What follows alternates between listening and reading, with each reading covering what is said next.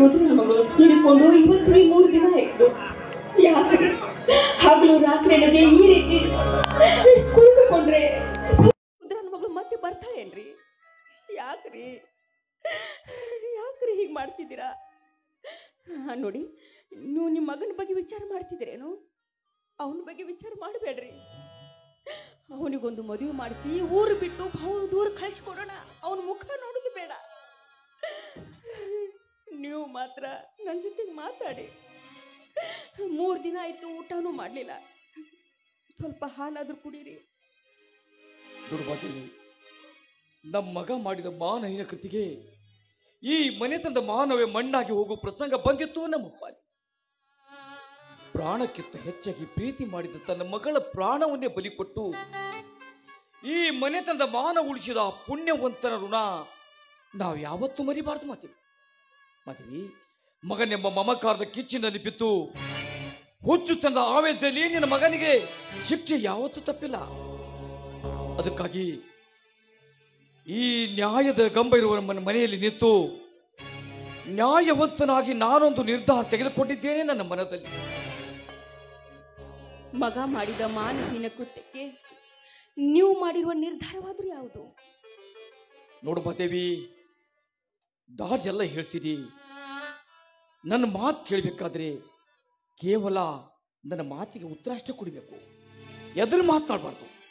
ಆಯ್ತ್ರಿ, ಕೇಳ್ರಿ. ಯಾವ ಮಾತದು? ಮಾದೇವಿ, ನಾನು ನಿನಗೆ ಏನಾಗಬೇಕು? ಯಾಕ್ರಿ ಎಂಥ ಪ್ರಶ್ನೆ ಕೇಳ್ತಾ ಇದ್ರಿ ನೀವು ನನಗೆ? ನೀವು ನನ್ನ ಪಾಲಿನ ದೇವರು, ನನಗೆ ಮಾಂಗಲ್ಯ ಭಾಗ್ಯ ನೀಡಿದ ನನ್ನ ಗಂಡ ಅಲ್ವೇನ್ರಿ? ಗಂಡನ ಆಜ್ಞೆಯನ್ನು ಪಾಲಿಸಬೇಕಾದದ್ದು ಸತಿಯಾದವಳ ಆದ್ಯ ಕರ್ತವ್ಯ. ಹೌದಲ್ವಾ? ಹೌದು ರೀ. ಒಂದು ವೇಳೆ ಗಂಡನ ಆಜ್ಞೆಯನ್ನು ತಿರಸ್ಕರಿಸಿದ್ದೇ ಆದ್ರೆ ಅವಳು ನಿಜವಾಗಿಯೂ ಸತಿ ಅಲ್ಲ ರೀ. ಪತಿ ಮಾತನ್ನು ತಿರಸ್ಕಾರ ಮಾಡಿದ ಸತಿ ದ್ರೋಹಿ ಅವಳು. ಹೌದಾ? ಹೌದು ರೀ. ಸರಿ, ಈಗ ನಾನೊಂದು ನಿನಗೆ ಮಾತು ಕೇಳ್ತಾ ಇದ್ದೀನಿ. ನನ್ನ ಮಾತು ನಡೆಸ್ಕೊಡ್ತೀನಿ ಅಂತ ನನಗೆ ವಚನ ಕೊಡು.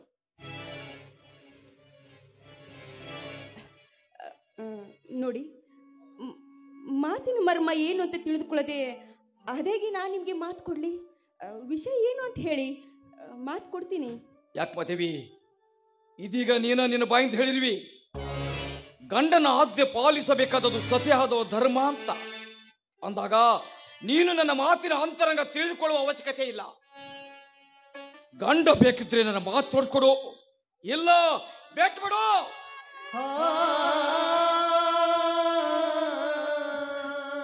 ಆಯ್ತು ರೀ, ಆಯ್ತು, ನಿಮಗೆ ಮಾತು ಕೊಡ್ತೀನಿ. ನೋಡಿ, ಸತ್ತು ಸ್ವರ್ಗದಲ್ಲಿರುವ ನನ್ನ ತಂದೆ ತಾಯಿ ಹಾನಿ ಮಾಡಿ ಹೇಳ್ತಿದ್ದೀನಿ.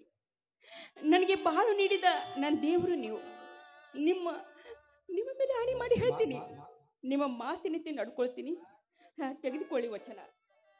ಕೇಳಿ, ಯಾವ ಮಾತದು? ಮಾದೇವಿ, ಸತ್ಯ ಧರ್ಮದ ಭಕ್ತಿಯಲ್ಲಿ ಪತಿ ಕುಡಿಯಲೆಂದು ಈ ಹಾಲು ನನಗೆ ತಂದಿರುವೆಯಲ್ಲ? ಹೌದು ರೀ. ಆದ್ರೆ ಮಾದೇವಿ, ಇವತ್ತು ಈ ಹಾಲಿನ ಅವಶ್ಯಕತೆ ನನಗಿಲ್ಲ ಮಾದೇವಿ. ಈ ಹಾಲು ದಿನಾಲು ನಿನ್ನ ಕೈಯಾರೆ ಕುಡಿಯುವ ನಿನ್ನ ಮಗ ಮಹಾಂತೇಶನಿಗೆ ಕುಡಿಸಬೇಕು. ಆದ್ರೆ ಏನ್ರಿ ಅದು? ಆದ್ರೆ ನೀ ಕುಡಿಸುವ ಈ ಹಾಲಿನಲ್ಲಿ ವಿಷ ಹಾಕಿ ಕುಡಿಸಿ ಕೊಂದು ಬಿಡು ನಿನ್ನ ಮಗನನ್ನ.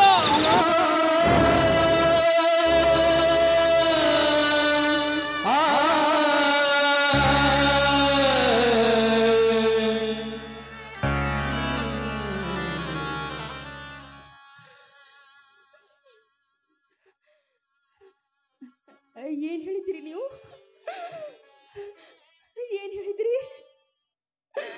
9 ತಿಂಗಳು ಹೊತ್ತು ಹೆತ್ತಿರುವ ನನ್ನ ಮಗನಿಗೆ ನಾನು ನನ್ನ ಕೈಯಾರೆ ವಿಷ ಹಾಕಿ ಅವನನ್ನು ಕೊಂದು ಬಿಡ್ಬೇಕೆ? ಇಲ್ಲ ಇಲ್ಲ ಇಲ್ಲ ಇಲ್ಲ, ನನ್ನಿಂದ ಸಾಧ್ಯ ಇಲ್ಲ ರೀ, ನನ್ನಿಂದ ಸಾಧ್ಯ ಇಲ್ಲ ರೀ.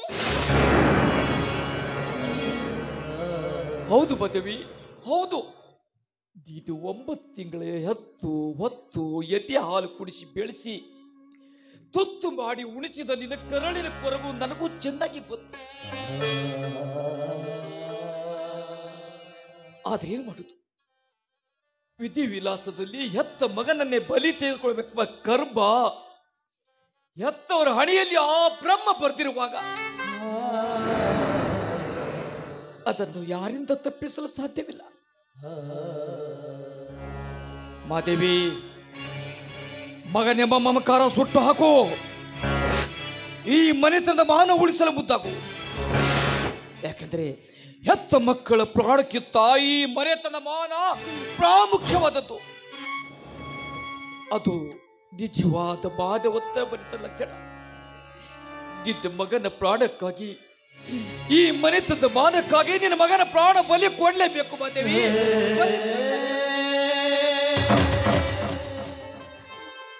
ನನ್ನ ಮಗನ ಪ್ರಾಣ ಹೋಗುತ್ತದೆ ಅಂತ ನನಗೆ ಚಿಂತೆ ಆಗ್ತಿಲ್ಲ ರೀ. ಹೆತ್ತ ಮಗನಿಗೆ ವಿಷ ಹಾಕಿ ಕೊಲ್ಲುವಂತ ತಾಯಂದಿರು ಇಂದಿನ ಸಮಾಜದಲ್ಲಿ ಇದ್ದಾರೇನ್ರಿ?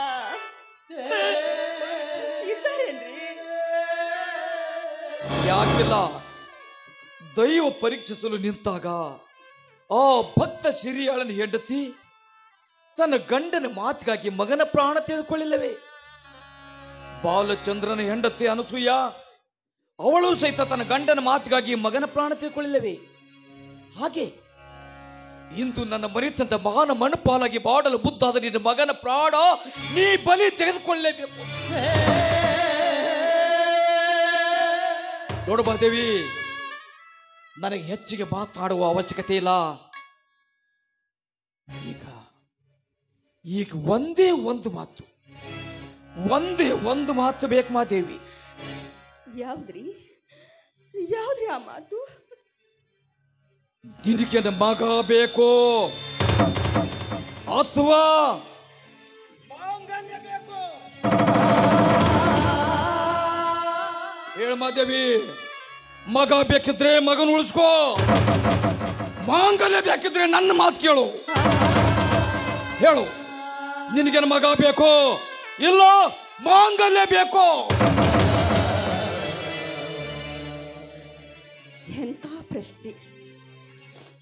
ಎಂಥ ಪ್ರಶ್ನೆ ಕೇಳಿದ್ರಿ ನೀವು ನನಗೆ.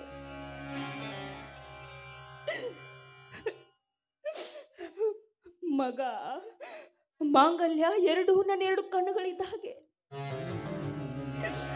ಈ 2 ಕಣ್ಣಿನಲ್ಲಿ ನಿನಗೆ ಯಾವ ಕಣ್ಣು ಬೇಕು ಅಂತ ಕೇಳಿದ್ರೆ ನಾನೇನ್ರಿ? ನನಗೆ ಯಾವ ಕಣ್ಣು ಬೇಕು ಅಂತ ಹೇಳಿ, ಯಾವ ಕಣ್ಣು ಬೇಡ ಅಂತ ಹೇಳಿ. ಎಂಥ ಪ್ರಶ್ನೆ.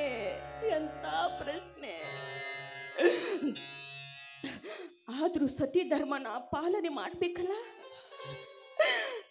ಸತಿ ಧರ್ಮದ ಪಾಲನೆಯಲ್ಲಿ ನಾನು ಕೂಡ ಹೇಳುದು ಒಂದೇ ಒಂದು.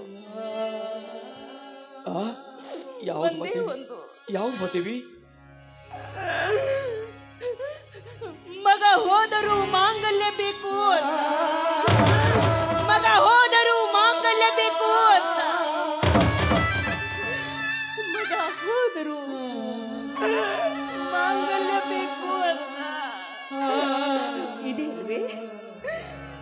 ಅಲ್ವೇ ಸತ್ಯ ಧರ್ಮ?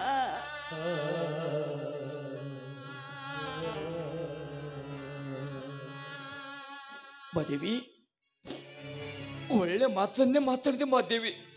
ನೀನು ಹೆಣ್ಣಿನ ಸ್ಥಾನದಲ್ಲಿ ನಿಂತು. ಮಾದೇವಿ, ಈಗ ನಮ್ಮ ಮಗ ಮಾಂತೇಶ ಬರುವ ಸಮಯ. ಹೆತ್ತ ತಾಯಿ ಕೈಯಿಂದ ಹಾಲು ಕುಡಿಬೇಕೆಂಬ ಹಂಬಲ ಅವನ ಮನದಲ್ಲಿ ತುಂಬಿರುತ್ತದೆ ಮಾದೇವಿ. ಕುಡಿಸುವ ಈ ಹಾಲಿನಲ್ಲಿ ವಿಷ ಹಾಕಿ ಕುಡಿಸಿ ನಿನ್ನ ಮಗನ ಕೊಲೆ ಮಾಡು ಮಾದೇವಿ.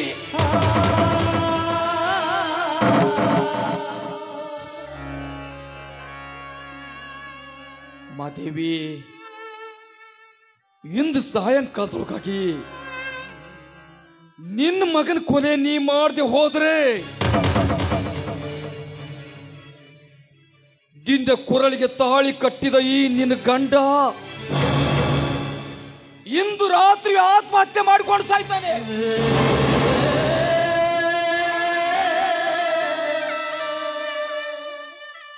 ಮತ್ತೆ ನಮ್ಮಿಬ್ಬರನ್ನು ಬದುಕಿಸಿ ನೀನು ಸತ್ತರೆ ದಿಂದಕ್ಕಿಂತ ನಾಣೆ ಆಗಿದೆ. ಯೋಚನೆ ಮಾಡಬಾದೇವಿ,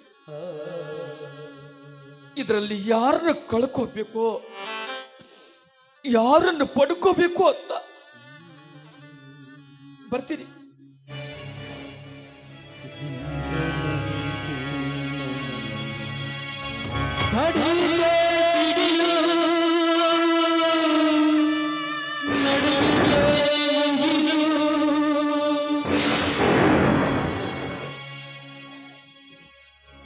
ಮಾದೇವಿ, ನಾನು ಮರಳಿಗೆ ಮನೆಗೆ ಬರುವಷ್ಟರಲ್ಲಿ ಮನೆಯಲ್ಲಿ ಮಗ ಇರಬಾರ್ದು, ಮಗನ ಹೆಣ ಇರಬೇಕು. ಇಲ್ಲದೆ ಹೋದ್ರೆ ಇದು ಕೊರಳಲ್ಲಿರುವ ಮಾಂಗಲ್ಯ ನಿನ್ನದಲ್ಲ.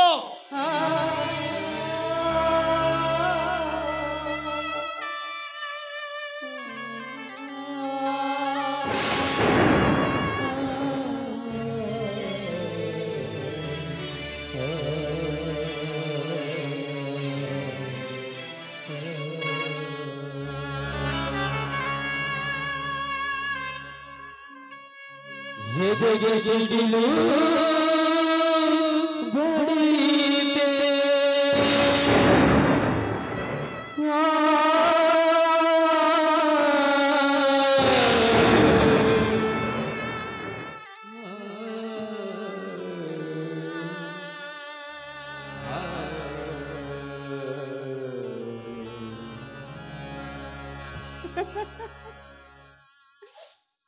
ಮೆಚ್ಚಿದೆ ಬ್ರಹ್ಮ, ಮೆಚ್ಚಿದೆ ನಿನ್ನ ಲಿಖಿತಕ್ಕೆ. ಅದ್ಯಾವ ರೀತಿಯಾಗಿ ನನ್ನ ಹಣೆ ಬರೆದ ಲಿಖಿತವನ್ನು ಬರೆದು ಬಿಟ್ಟಿದೆಯಾ ನೀನು? ಅದ್ಯಾವ ರೀತಿಯಾಗಿ ಬರೆದು ಬಿಟ್ಟಿದೆಯಾ ನೀನು? ಮದುವೆಯಾಗಿ ಮಕ್ಕಳಾಗ್ಲಿಲ್ಲ ಅಂತ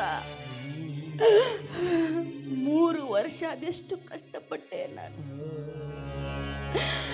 ಊರಲ್ಲಿರೋ ಕಂಡ ದೇವರಿಗೆ ತುಪ್ಪದ ಅಭಿಷೇಕ ಮಾಡಿದೆ ನಾನು. 106 ಮೈಲಿ ಪಾದಯಾತ್ರೆ ಮಾಡಿದ್ವಿ ನಾವು.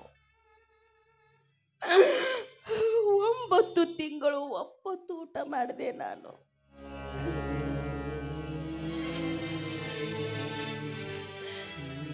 ಈ ನನ್ನ ಅನನ್ಯ ಭಕ್ತಿಗೆ ಮೆಚ್ಚಿ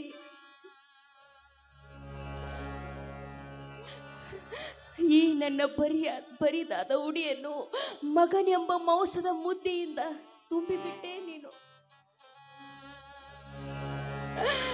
ಮಗನೆಂಬ ಮಾಂಸದ ಮುದ್ದೆ ನನ್ನ ಉಡಿಗೆ ಹಾಕಿ ನನಗೊಂದು ಪ್ರಚೋದನೆಯನ್ನು ನೀಡಿದೆ ನೀನು. ಈ ಮಗನೆಂಬ ಮಾಂಸದ ಮುದ್ದೆಯನ್ನು ಚೆನ್ನಾಗಿ ಜೋಪಾನ ಮಾಡು, ರಣಹದ್ದಿನ ಪಾಲು ಮಾಡಬೇಡ ಅಂತ. ನಿನ್ನ ಪ್ರಚೋದನೆಯಂತೆ ನನ್ನ ಮಗನಿಗೆ ಲಾಲನೆ ಪಾಲನೆ ಮಾಡಿ ಸಾಕಿ ಸಲುವಿ ದೊಡ್ಡವನನ್ನಾಗಿ ಮಾಡಿದೆ ನಾನು.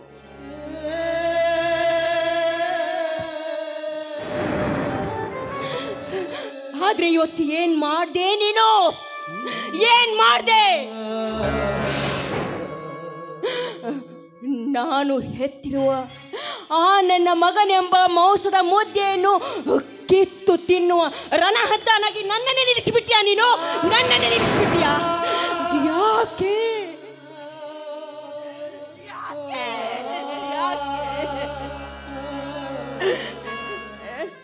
ನಾನು ಮಾಡಿದ ತಪ್ಪಾದ್ರೂ ಏನು? ದಿನಾಲು ಭಕ್ತಿ ಪುಷ್ಪವನ್ನು ಅರ್ಪಿಸಿ ನಿನಗೆ ಅಭಿಷೇಕ ಮಾಡಿದ್ನಲ್ಲ, ಅದು ನನ್ನ ತಪ್ಪಾಯ್ತೇನೋ? ಯಾಕೆ 9 ತಿಂಗಳು ನನ್ನ ಹೊಟ್ಟೆಯಲ್ಲಿ ಸಾಕಿ ಸಲುವಿ ಜನ್ಮ ಕೊಟ್ಟು ನನ್ನ ಕೈಯಾರೆ ವಿಷ ಹಾಕಿ ಕೊಲ್ಲೋದು ನನ್ನ ಹಣೆ ಬರದಲ್ಲಿ ಬರೆದಿದ್ರೆ ಯಾಕಾದ್ರೂ ಆ ನನ್ನ ಮಗನಿಗೆ ನಾನು ನನ್ನ ಗರ್ಭದಲ್ಲಿ ಜನ್ಮ ಕೊಟ್ಟೆ? ಯಾಕೆ ನನ್ನ ಕೈಯಾರೆ ಸಾಯೋದು ಅವನ ಹಣೆ ಬರದಲ್ಲಿ ಬರೆದಿದ್ರೆ ಯಾಕಾದ್ರೂ ಈ ನನ್ನ ಗರ್ಭದಲ್ಲಿ ಯಾವ ಹುಟ್ಟಿ ಬಂದ? ಯಾಕೆ ನಾನು ಮಾಡಿದ ತಪ್ಪಾದ್ರೂ ಏನು? ಯಾಕೆ ಶಿಕ್ಷೆ? ಯಾಕೆ ಶಿಕ್ಷೆ? ಗೊತ್ತಾಯ್ತು, ಮಗ ಬರ್ತಾನೆ, ಏನ್ ಮಾಡಿ ಸತ್ಯ ಧರ್ಮ ಪಾಲನೆ ಮಾಡ್ತೀನಂತ ಕೊತ್ತಿಗೆ ಮಾತು ಕೊಟ್ಬಿಟ್ನಲ್ಲ, ಸತ್ಯ ಧರ್ಮ ಪಾಲಿಸಬೇಕಲ್ಲ, ವಿಷ ಹಾಕ್ಬಿಡ್ತೀನಿ.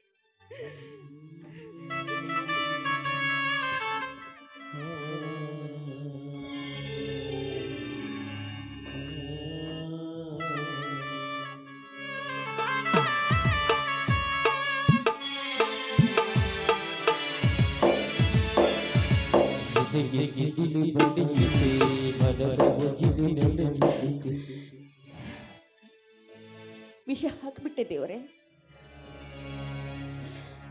ಆದ್ರೂ ಕೂಡ ನಂದು ಒಂದೇ ಒಂದು ಮಾತು, ಒಂದೇ ಒಂದು ಮಾತು. ನಾನ್ ದಿನ ನಿನಗೆ ಪೂಜೆ ಮಾಡಿದ್ನಲ್ಲ, ಈ ಭೂಮಿ ಮೇಲೆ ನೀನಿದ್ರೆ ನನ್ನ ಮಗನಿಗೆ ಕೊಡುತ್ತಿರುವ ಈ ವಿಷದ ಹಾಲು ಇವತ್ತು ಅಮೃತ ಹಾಕ್ಬೇಕು, ಅಮೃತ ಹಾಕ್ಬೇಕು.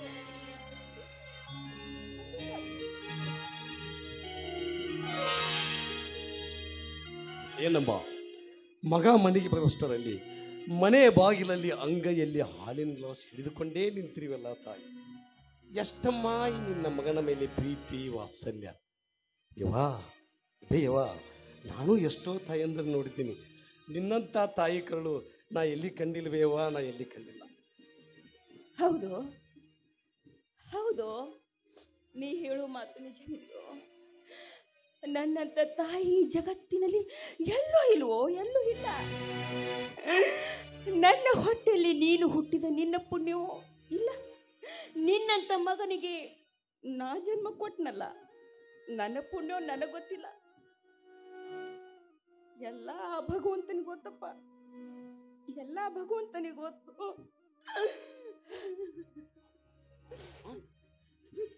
ಯಾಕಮ್ಮ ಕಣ್ಣಲ್ಲಿ ನೀರು? ಇಲ್ಲಪ್ಪ, ಮಗನಿಗೆ ಹಾಲು ಕೊಡ್ತಾ ಇದ್ದೀನಲ್ಲ, ಸಂತೋಷ ಉಕ್ಕಿ ಬರ್ತಾ ಇದೆ. ಅಮ್ಮ, ಯಾವ ತಾಯಿ ಆದರೂ ಮಗನಿಗೆ ಹಾಲು ಕೊಡೋದಕ್ಕೆ ದುಃಖತನಮ್ಮ. ಹಾಗೆಲ್ಲ ಮಾಡಬಾರ್ದು ತಾಯಿ, ಹಾಗೆಲ್ಲ ಮಾಡಬಾರ್ದು. ಹಾ ಮಾಂತು, ತಗೋರಪ್ಪ ಹಾಲು ಕುಡಿ. ಅಮ್ಮ, ಇಂದು ನನ್ನ ಹುಟ್ಟುಹಬ್ಬ. ಬಹುಶಃ ನೀವಿಬ್ಬರು ಯಾವುದೇ ಒಂದು ವಿಷಯದಲ್ಲಿ ನನ್ನ ಹುಟ್ಟುಹಬ್ಬವನ್ನು ಆಚರಿಸುವುದು ಮರ್ತಿದ್ದೀನಿ. ನನ್ನ ಹುಟ್ಟುಹಬ್ಬದ ದಿವಸ ಹೆತ್ತ ತಾಯಿ ಕೈಯಿಂದ ಹಾಲು ಕುಡಿಯುವ ಮುನ್ನ ನಿನ್ನ ಹತ್ರ ಒಂದು ಮಾತು ಹೇಳುತ್ತಿದ್ದೇವೆವ. ಆ ಮಾತಿಗೆ ನೀನು ಉತ್ತರ ಕೊಟ್ಟರೆ ಮಾತ್ರ ನಾನೀಗ ಹಾಲು ಕುಡಿ ತಾರಬೇಡ.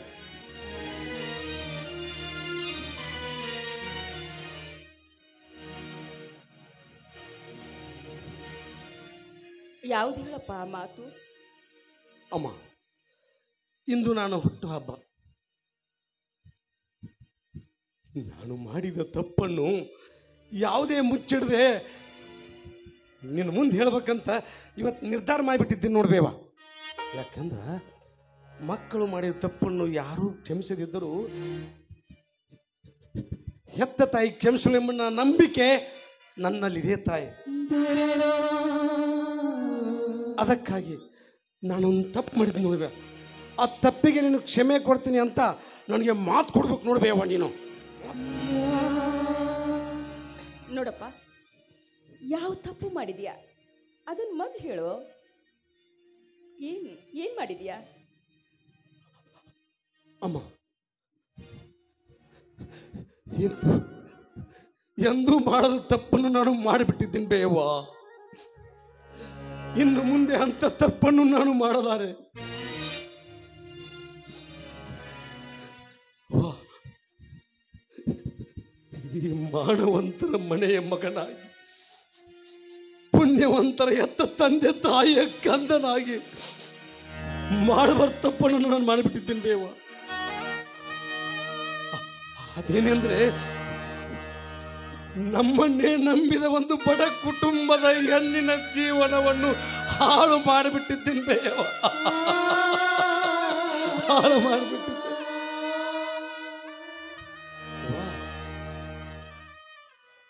ತಪ್ಪಿಗೆ ಅಲ್ಲ ಬೇವ, ನೀವು ವಿಷ ಹಾಕಿಕೊಟ್ರು ಕುಡಿತೀನಿ ನೋಡ್ಬೇವ, ವಿಷ ಹಾಕಿಕೊಟ್ರು ಕುಡಿತೀನಿ. ಆದ್ರೆ ಅವನ ತಪ್ಪನ್ನು ಮಾತ್ರ ನೀನು ಕ್ಷಮಿಸುತ್ತೇನೆ ಅಂತ ನನಗ ಮಾತು ಕೊಡ್ಬೇವ.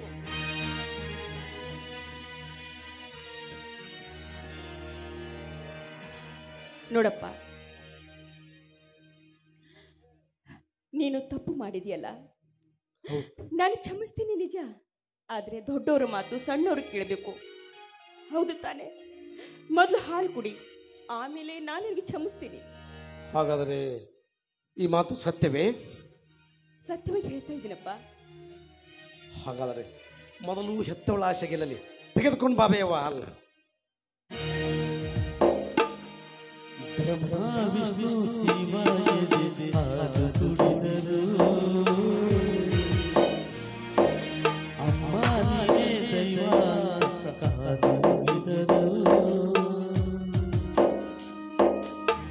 ಬಾಳಿಗೆ ಒಂದೇ ತೊರೆ, ಬಾಳಿಗೆ ಒಂದೇ ತೊರೆ, ಭೂಮಿಗೆ ದೈವ ಒಂದೇನೆ ತಾಯಿ, ಒಂದೇ ಒಂದೇ ತೊರೆ, ರಾಶಿಗೆ ಒಂದೇ ತೊರೆ, ಸೃಷ್ಟಿಸೋ ಜೀವ ಒಂದೇನೆ ತಾಯಿ, ಬ್ರಹ್ಮ ವಿಷ್ಣು ಶಿವಾಯ ಹಾಲು ಕುಡಿದರು, ಅಮ್ಮ ನೀನೇ ದೈವ ಕಾದು ಮುಗಿದರು. ಹಾ ಅವ್ವ, ಈಗಲಾದರೂ ನಿನಗೆ ಸಮಾಧಾನವಾಯಿತೆ? ಈಗಲಾದರೂ ನಿನ್ನ ಮಗನಿಗೆ ಆಶೀರ್ವಾದ ಮಾಡಬೇವ, ಆಶೀರ್ವಾದ.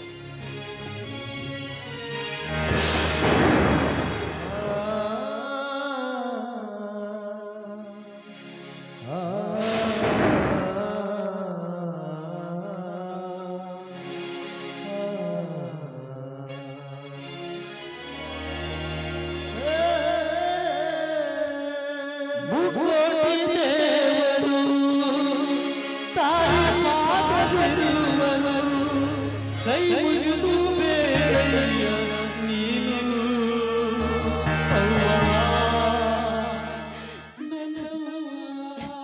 ಏನಂತ ಆಶೀರ್ವಾದ ಮಾಡ್ಲು? ನಾನು ನಿನಗೆ ಏನಂತ ಆಶೀರ್ವಾದ ಮಾಡ್ಲು? ಏನಂತ ಆಶೀರ್ವಾದ ಮಾಡ್ಲಿ? ನಾನಿನ ಪಾಲಿಗೆ ದೇವರಾಗಿ ನಿಂತು ನಾನು ನಿನಗೆ ಆಶೀರ್ವಾದ ಮಾಡಿದ್ರು ನಿನ್ನ ಬದುಕು ಕುಳಿತಿಲು. ಆಶೀರ್ವಾದ ಮಾಡ್ಲಿ? ನೋಡು, ನೀನು ಕುಡ್ದಿದ್ದು ಹಾಲಲ್ವೋ, ಹಾಲಲ್ವೋ ವಿಷ ಕಣೋ, ವಿಷ.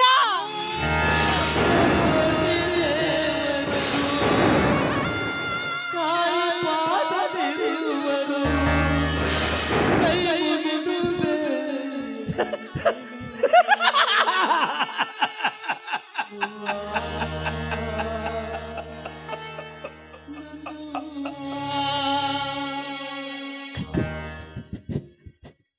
ಈ ಜಗತ್ತಿನಲ್ಲಿ ಯಾವ ತಾಯಾದರೂ ಹೆತ್ತ ಮಗನಿಗೆ ವಿಷ ಕುಡಿಯೋದುಂಟೆ ನನ್ನವ್ವ?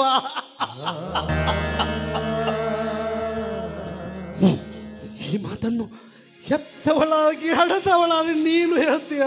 ಇಲ್ಲ, ನೀನು ಸುಳ್ಳು ಹೇಳ್ತಾ ಇದೀಯಾ? ನೀನು ಸುಳ್ಳು ಹೇಳ್ತಾ ಇದೀಯಾ?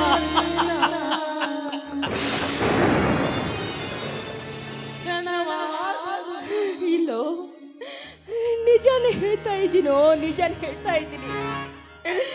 ಇವತ್ತು ನಿನ್ನ ಪಾಲಿಗೆ ಈ ಹೆತ್ತವಳ ಹಾಲು ವಿಷವಾಯಿತು.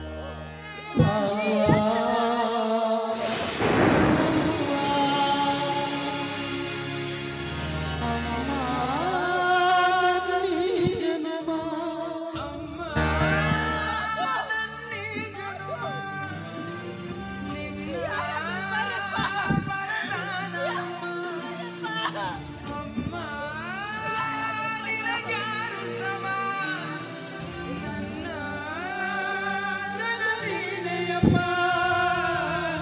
ನಿನ್ನ ಆಲಾಲಿ ಪದ ನನ್ನ ಒಳಗೆ ಸದಾ ನಿಲದೆ ಮಿಡಿದಿದೆ ಅಮ್ಮ ಕುಡಿಯ ಹಂಗಿರದ ಕೀರ್ತನೆ ಬೇಗಿರದ ನಡೆವ ದೈವವೇ ಅಮ್ಮ ಅಮ್ಮ ನೀ ಜನುಮ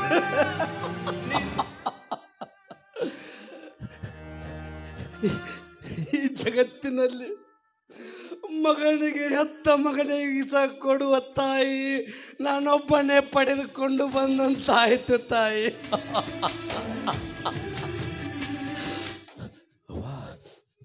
ನನ್ನ ಹಣೆ ಬರದಲ್ಲಿ ಹೆತ್ತ ತಂದೆ ಕೈಯಿಂದ ವಿಷ ಕುಡಿದು ಸಾಯುವುದು ನನ್ನ ಹಣೆ ಬರದಲ್ಲಿದ್ದರೆ ಅದಕ್ಕೆ ನಿನ್ನೇಕೆ ಹೊಣೆ ಮಾಡಲಿ ತಾಯಿ?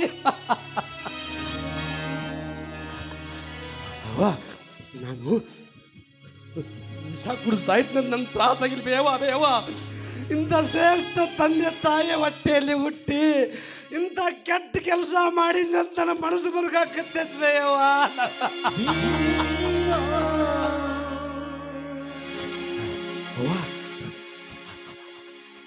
ಅಯ್ಯಮ್ಮ ನನ್ನ ನರಕಕ್ಕೆ ಕರಿಯಾಕತ್ತೇನೆ ಬೇವ ಬೇವ, ನನ್ನ ನರಕಕ್ಕೆ ಕರಿಯಾಕತ್ತೇನೆ ಬೇವ, ಕರಿಯಾಕತ್ತೇನೆ ಬೇವ.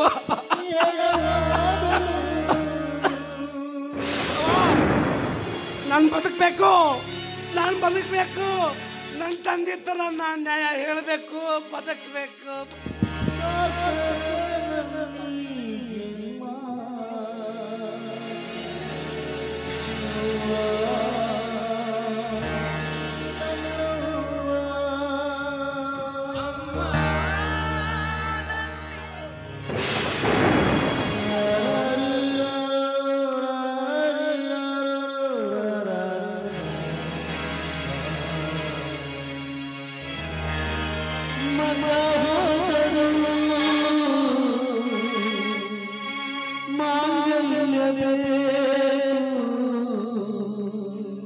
ಹೆತ್ತವಳ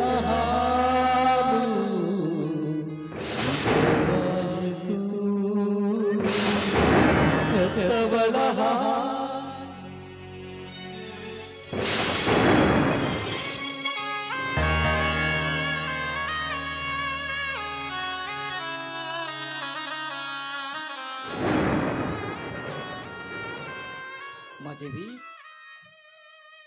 ಮಾದೇವಿ, ಇಂದು ನೀನೇನು ದುಃಖಿಸಬೇಡ ಮಾದೇವಿ. ಇದು ನಮ್ಮ ಮಗ ಸತ್ತಿಲ್ಲ ಮಾದೇವಿ, ನಮ್ಮ ಮಗ ಸತ್ತಿಲ್ಲ.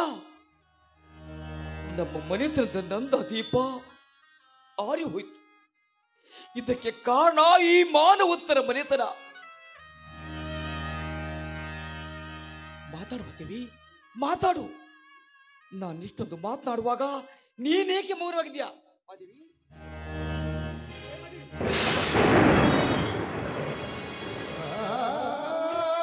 ಬಂದ್ರ ಬರ್ರಿ ಬರ್ರಿ, ನೋಡ್ರಿ ನೋಡ್ರಿ ನನ್ನ ಮಗ ಹೆಣವಾಗಿ ಹೇಗೆ ಮಲ್ಕೊಂಡಿದ್ದಾನೆ ನೋಡ್ರಿ. ನೀವು ಹೇಳಿದ್ರಲ್ಲ ನಾನು ಮರಳಿ ಬಂದ ಮೇಲೆ ನನ್ನ ಮಗ ಹೆಣ ಆಗಿರ್ಬೇಕು ಅಂತ.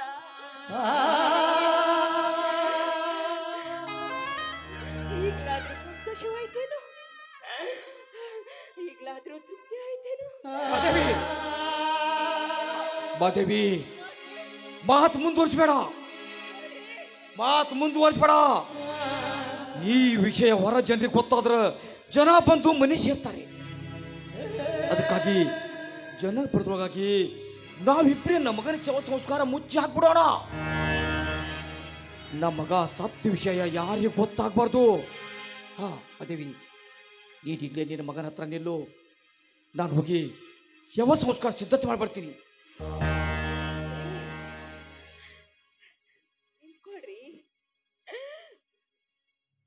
ನಿಂತ್ಕೊಳ್ರಿ, ನಂದು ಒಂದೇ ಒಂದು ಆಸೆ ಇದೆ ರೀ. ಒಂದೇ ಒಂದು ಸಲ ನಿಮ್ಮ ಪಾದಕ್ಕೆ ಬಿದ್ದು ಆಶೀರ್ವಾದ ತೆಗೆದುಕೊಳ್ಬೇಕು ಅಂತ ಆಸೆ ಆಗ್ತಾ ಇದೆ. ನನ್ನ ಆಸೆ ಪೂರ್ತಿ ಮಾಡ್ತೀರೇನು? ಯಾಕೆ ಮಾದೇವಿ?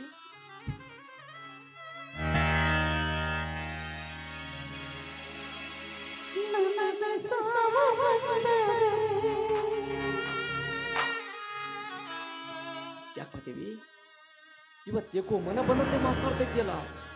ಯಾಕೆ ನನ್ನೊಂದಿಗೆ ಬಹಳ ಮುಂದೆ ಸಾಗಿಸುವ ಆಸೆ ನಿನಗಿಲ್ಲವೇ? ಇಲ್ಲ, ನಾ ಮಾಡಿರುವ ಈ ತಪ್ಪು ನಿನ್ನ ಮನಸ್ಸಿಗೆ ನೋವಾದರೆ ನೀನಂತೂ ನನಗೆ ಕಟ್ಟಾಜ್ಞೆ ಹಾಕ್ಬಿಡು. ನಾನು ನಿನ್ನ ಕಣ್ಣೆದುರಿನಲ್ಲಿ ವಿಷ ಸೇವಿಸಿ ನಾನು ಸತ್ತು ಹೋಗುತ್ತೇನೆ.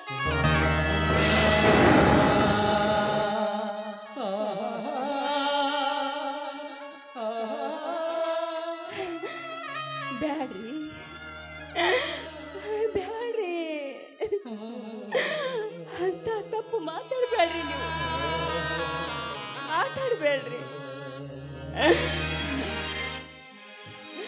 ನಿಮ್ಮಂತ ನ್ಯಾಯವಂತ, ನೀತಿವಂತ, ಧರ್ಮವಂತ ಪತಿ ಪಡಿಬೇಕಂದ್ರೆ ನಾ 7 ಜನ್ಮದಲ್ಲಿ ಪುಣ್ಯ ಮಾಡೀನ್ರಿ, ಪುಣ್ಯ ಮಾಡೀನಿ. ಆದ್ರ ನೀವು ಒಂದು ತಪ್ಪು ಮಾಡಿಬಿಟ್ರಿ. ಮಾದೇವಿ, ಏನ್ ಹೇಳ್ತಾ ಇದ್ದೀರಿ ನೀವು? ನಾನ್ ತಪ್ಪು ಮಾಡ್ಬಿಟ್ಟೆ? ಹೇಳು ಮಾದೇವಿ, ನಾನ್ ಯಾವ ತಪ್ಪು ಮಾಡ್ಬಿಟ್ಟೆ ಹೇಳು. ನೋಡಿ, ನನ್ನ ಕೈಯಿಂದ ಮಾತು ತೆಗೆದುಕೊಂಡು ಸತಿ ಧರ್ಮ ನೀನು ಪಾಲಿಸಬೇಕು ಅಂತ ಹೇಳಿ ಹೆತ್ತ ಮಗನಿಗೆ ವಿಷ ಹಾಕು ಅಂತ ಹೇಳಿಬಿಟ್ರಲ್ಲ. 9 ತಿಂಗಳು ಹೊತ್ತು ಹೆತ್ತಿರುವ ನನ್ನ ಮಗನಿಗೆ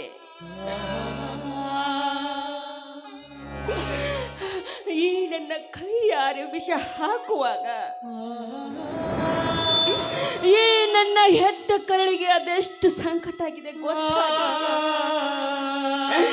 ಗೊತ್ತೇನ್ರಿ? ಗೊತ್ತಾಗುದಿಲ್ಲ ನಿಮಗೆ, ಗೊತ್ತಾಗುದಿಲ್ಲ.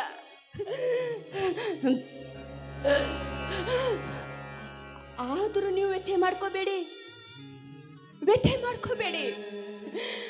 ಅದಕ್ಕೊಂದು ದಾರಿ ನಾ ಹುಡ್ಕೊಂಡಿನಿ.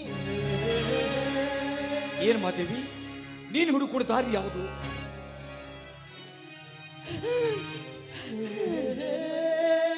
ಮಾದೇವಿ, ನಿನಗೆ ಏನಾಗ್ತಾ ಇದೆ?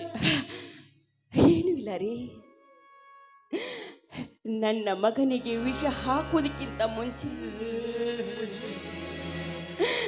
ಸ್ವಲ್ಪ ವಿಷ ರೀ, ಸ್ವಲ್ಪ ವಿಷ ನಾನೇ ಕುಡಿದು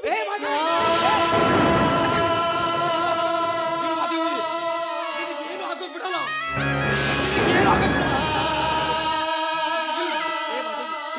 ರೀ. ಬದುಕೊಂದು ಝಟಕಾ ಬಂಡಿ. ಇಲ್ಲ ಮಾದೇವಿ, ನಿನಗೇನು ಆಗಲ್ಲ. ಆ ವಿಧಿ ಅದರ ಸಾಹೇಬ ಆಗೋಗ್ಬಿಟ್ಟಲ್ಲ ಮಾದೇವಿ, ಏನಾಗ ಮಾದೇವಿ, ಮಾದೇವಿ, ಆ ವಿಧಿ ಕರ್ದತ್ತ. ಹೋಗೋ ಹೋಗೋ ಮಂಕು ತಿಮ್ಮ.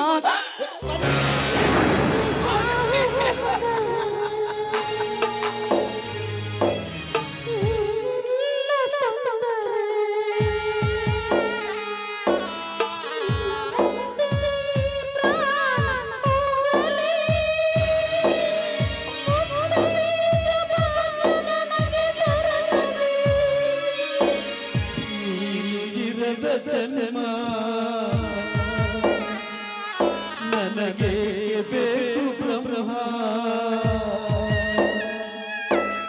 ಜೊತೆ